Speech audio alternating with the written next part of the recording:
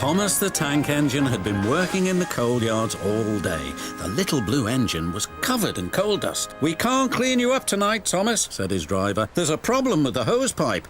"Bother," said Thomas. "A bath would make me feel much better. The others are sure to say I look silly." But the engines were too busy arguing to notice Thomas. James was talking loudest of all. "I deserve a new coat of paint. The Fat Controller says I'm the pride of the line and—" "Rubbish," huffed Henry. "We're all the pride of the line." "It's been like this all day," confided Percy to Thomas. "James is getting a new coat of paint and won't stop boasting about it." "Why, James? I'm the one who needs a new coat. Look at me." "I'd rather not," retorted James. "You're not a pleasant sight and wouldn't understand the needs of a really important engine." Thomas was fuming. Next morning, as James was being repainted, Henry had an accident. "If you can't push trucks properly, Henry, why not talk to a tree instead? You know how much you like the forest." "As a matter of fact, Bossy Boiler, the Fat Controller is inspecting the island for trees that are too close to the line.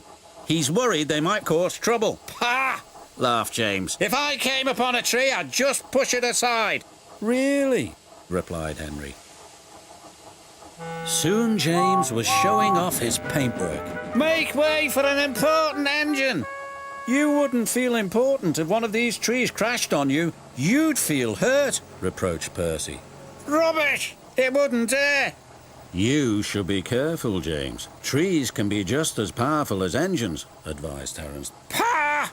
snorted James. "Now excuse me, the Fat Controller needs me to pull the express." And he huffed away. But James was wrong.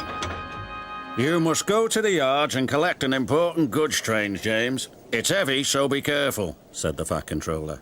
"But, sir, I've just been repainted. Can't Thomas or Percy do it? They're dirty and like working with trucks." Really useful engines don't argue. So James didn't. By the time he arrived at the yards, the weather had changed for the worse.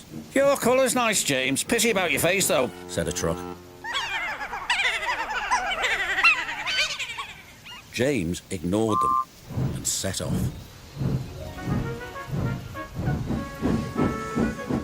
Soon they came to a hill and his driver knew that they were in for a difficult time.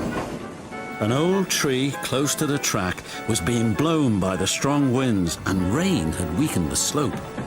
All of a sudden the tree moved.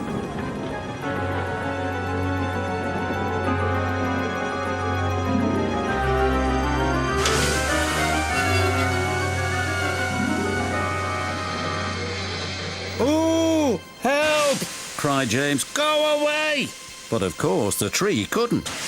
James tried to reverse away from the tree, but his train was too heavy. Then he heard a whistle. "It's Thomas," called his driver. James felt embarrassed and worried that Thomas would laugh at him, but Thomas didn't. He knew that this was no time for teasing. "Beep, beep, I'm ready," whistled Thomas. "So am I," James replied. "As ready as I'll ever be."